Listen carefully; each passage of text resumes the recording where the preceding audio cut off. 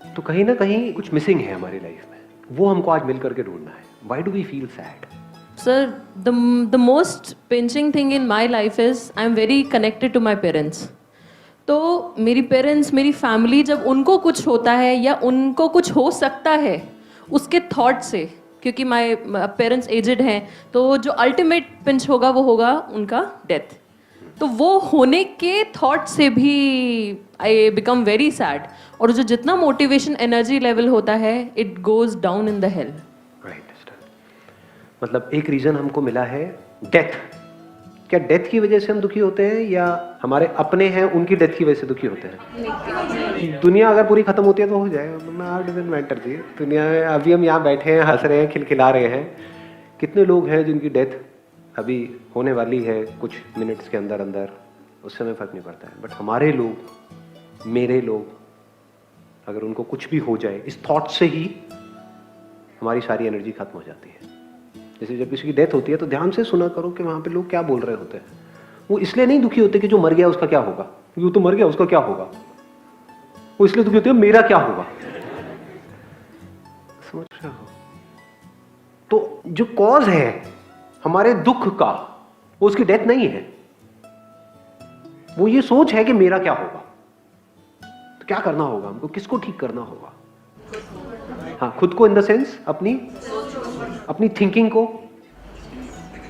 जब भी हम दुखी होते हैं तो हमारी जो थिंकिंग है वो रियलिटी से अलाइन नहीं है, इसलिए हम दुखी हो रहे हैं.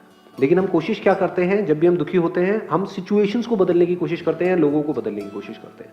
हम ब्लेम करते हैं या तो किसी ना किसी पर्सन को कि मैं उसकी वजह से परेशान हूं, अपने बॉस की वजह से, अपने पति की वजह से, पत्नी की वजह से, बच्चों की वजह से.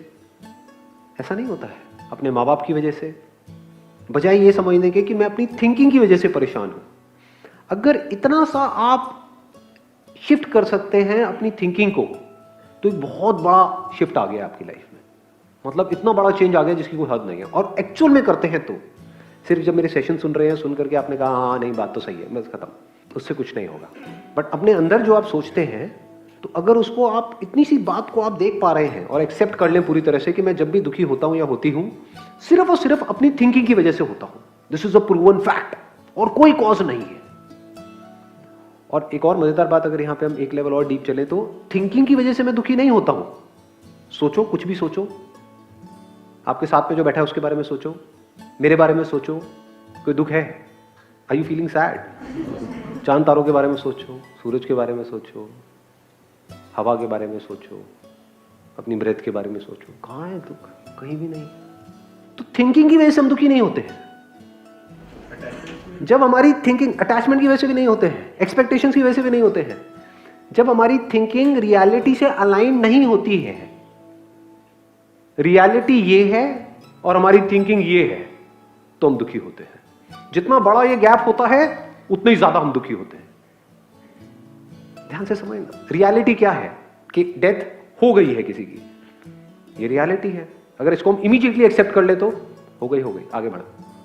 तो दुख कहां है? एक मिनट सुनना आराम से, देखना रियलिटी क्या है. फॉर एग्जांपल, आप में से कितनों के बच्चे हैं, जायज नाजायज व्हाटएवर? नाजायज वाले हाथ ऊपर रखें.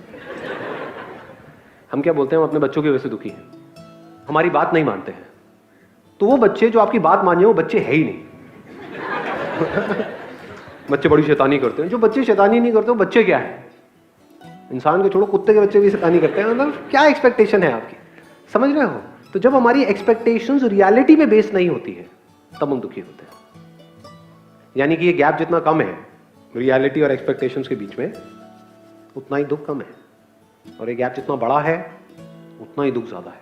जो लोग सीवियर डिप्रेशन में चले जाते हैं, कभी भी नोट करना क्या हो रहा है. किसी की डेथ हो गई है, अरे आपको पता नहीं था कि डेथ होती है, यहाँ पे जो भी आदमी आता है उसकी डेथ होने वाली है, और रो किसके ले रहे हो? क्या आप अमर हो? आप भी तो मरने वाले हो. तो क्या ये एक्सपेक्टेशन हमारी गलत नहीं है? सब कुछ टेम्पररी है इस दुनिया में.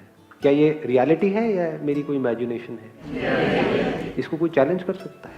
Anybody who can challenge this thing. तो फिर हम ये क्यों एक्सपेक्ट करते हैं कि तुम पहले जैसे क्यों नहीं रहे? होती है ये प्रॉब्लम या नहीं होती है? ये एक्सपेक्टेशन हमारी रियलिस्टिक है, अनरियलिस्टिक है? अनरियलिस्टिक है। और अगर ये एक्सपेक्टेशन आपके अंदर है, एक अनरियलिस्टिक एक्सपेक्टेशन आपके अंदर है, तो आपको कितना भी कुछ भी मिल जाए, आपको सुखी करने का कोई तरीका ही नहीं है। पूरी दुनिया का खजाना ला करके भी आपको दे दिया जाए, तब भी बैठ करके रो रहे होंगे। हाँ, आप कुछ कहना चाहते हो? माइक इनको दे। एक इंसिडेंट शेयर करना चाहूँगा। मैं अमरनाथ जी की यात्रा करके आ रहा हूँ, कल मैं आया हूँ वहाँ से। रास्ता खराब था, उसी रास्ते से मैं भी पास आउट हुआ था। ओके। 15 मिनट के बाद वहाँ पर बहुत तेज बारिश हुई, लैंडस्लाइडिंग हुई, 2 लोग मर गए वहाँ पे उसी पोजीशन पे। उसके बाद ये रियलाइज़ हुआ कि जो डेथ है वो कभी भी आ सकती है, तो हमें एक्सेप्ट कर लेना चाहिए किसी भी मोमेंट पे, तो हम उसके बारे में सोच के दुखी नहीं होंगे। Exactly. Please have a seat, बैठे। Can we accept death? Can we actually accept death? या फिर हम बोलने के लिए एक्सेप्ट करते हैं, लेकिन एक्चुअल में सोचो अगर किसी की डेथ हो जाए तो, जिसको आप सबसे ज्यादा प्यार करते हो, are you ready to accept this fact कि वो उनकी कभी भी ऐसा हो सकता है? No, we can't accept it. तो ऑप्शन क्या बचा हमारे पास में? Can we understand, can we try to understand what death is? उसके लिए क्या करना पड़ेगा? सबसे पहले जो भी हमारा अपना बिलीफ है डेथ के बारे में, उसके ऊपर एक क्वेश्चन मार्क लगाना पड़ेगा। If we question and sincerely question everything in life, तो हमको दुखी करने का कोई तरीका नहीं है। और क्वेश्चनिंग सिर्फ सुपरफिशियल लेवल पे ना करें, एक्चुअली करें, समझने के लिए। मतलब अपनी पूरी एनर्जी लगा दें। इतनी एनर्जी इतना हम पैसा कमाने के लिए लगाते हैं। We never give an excuse कि नहीं, पैसा कमाना तो बहुत मुश्किल है, मैं नहीं कमाऊंगा, मैं नहीं कमाऊंगी, है ना? क्योंकि उसकी इंपॉर्टेंस हमको पता है। अगर इस क्वेश्चनिंग की इंपॉर्टेंस हमको समझ आ जाए और हम लाइफ में हर चीज को क्वेश्चन करें कि अगर कोई भी कुछ भी बोल रहा है हमको करने के लिए, तो वी क्वेश्चन, हाँ ठीक है, I do it, what is the reason for it, I need to understand it, I am a human being. इंसानों में और जानवरों में सबसे बड़ा फर्क क्या है? अगर क्वेश्चनिंग का नहीं है तो। अगर हम क्वेश्चन नहीं करते हैं और सिर्फ रिवॉर्ड और पनिशमेंट के बेस पे एक्ट करते हैं, तो हम में और जानवरों में फर्क क्या है? सर्कस में जानवर भी तो यही करते हैं।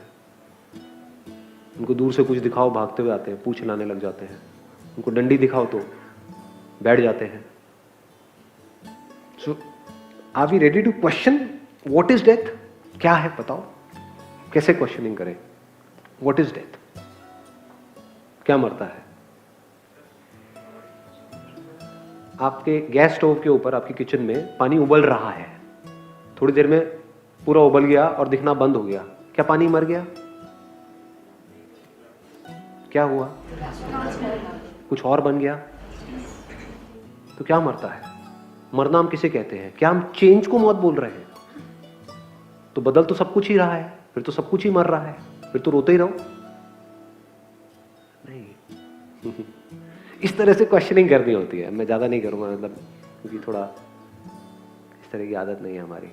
तो हो सकता है क्वेश्चनिंग करो जब आप सिंसियरली, डीपली, मेरे कहने से नहीं, मतलब खुद अंदर से आए कि चल यार let me question the basics of life. तो हो सकता है आप एक ऐसे लेवल पे पहुंचो जहां पे आपको समझ आए डेथ जिसको हम बोलते हैं वो कुछ नहीं है, बस चेंज है, कुछ बदल गया है, उसको हम डेथ बोल रहे हैं।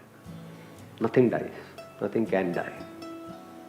मैं बात कर रहा हूँ परमानेंट सोल्यूशन की। एक है ऊपर लेवल की बात है, वो तो क्या है कि मैं यहाँ पे आपको थोड़ा बहुत हंसाऊंगा, ये करूंगा, वो करूंगा, हाँ नहीं सब बढ़िया है, लेकिन अगले दिन फिर वही सब वैसा का वैसा चलेगा।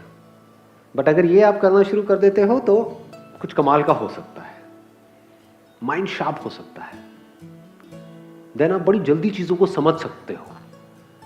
हमें लगता है कि ये समझना बहुत बड़ी बात है कि डेथ क्या है और मैं कौन हूँ, ये सेल्फ रियलाइजेशन, ये सब चीज़ें, ये बहुत कॉम्प्लिकेटेड नहीं है, ये बहुत ही सिंपल है। इनफैक्ट जो भी रियलिटी है वो सिंपल है, जो सच है वो सिंपल है, जो झूठ है वो कॉम्प्लिकेटेड है। कि अगर आप लोग बोलते हो कि मेरी लाइफ में प्रॉब्लम चल रही है, तो मैं क्या कहूँगा, हाँ आपको किसी की नज़र लग गई है। तो अब ये समझाना, अगर आपको क्वेश्चनिंग माइंड है तो, अगर बेवकूफ़ हो तो आप कहोगे हाँ मुझे नज़र लग गई, अब मुझे क्या करना चाहिए, अब तू ये कर ले बेटा, अब तू वो कर ले, मेरे पैसे इधर करता रहे, मुझे उससे मतलब है। बट अगर आपको क्वेश्चनिंग माइंड होगा तो अब उस बंदे को एक्सप्लेन करना कितना मुश्किल है आप लोगों को। नजर लग गई मतलब क्या, किसकी लग गई, नजर लगना क्या होता है, आपको कैसे पता कि नजर लगने से ये होता है? कहाँ लिखा है, किस बुक में लिखा है, दिखाओ, किसके बेस पे बोल रहे हो, what is the source of your knowledge. तो बंदा फंस नहीं जाएगा। बट जो रियलिटी है वहां पे क्या मुश्किल है, this body is made up of water, 70% of our bodies are made up of water. बताओ इसमें क्या एक्सप्लेन करना है मुझे, इसके आगे कुछ है, कोई क्वेश्चन है, कैन यू क्वेश्चन इट। आप कह सकते हो नहीं कि बॉडी आपको सॉलिड दिख रही है बट ये पानी की बनी हुई है, नहीं है ना कोई क्वेश्चन। इतना सिंपल होता है। यानी जो रियलिटी है जैसी है, अगर उसको हम समझ लेते हैं, उसको समझना शुरू कर देते हैं, तो हमारा माइंड क्लियर होता चला जाता है। जो माइंड जितना कंफ्यूज होता है वो उतना ही डल होता है। जिस माइंड में कंफ्यूजन जितनी कम होती है, क्लैरिटी जितनी ज्यादा होती है, वो उतना ही शार्प होता है। उसको 1 सेकंड में वो चीजें समझ आ जाती हैं जो नॉर्मली हमको समझने में पूरी लाइफ निकल जाती है।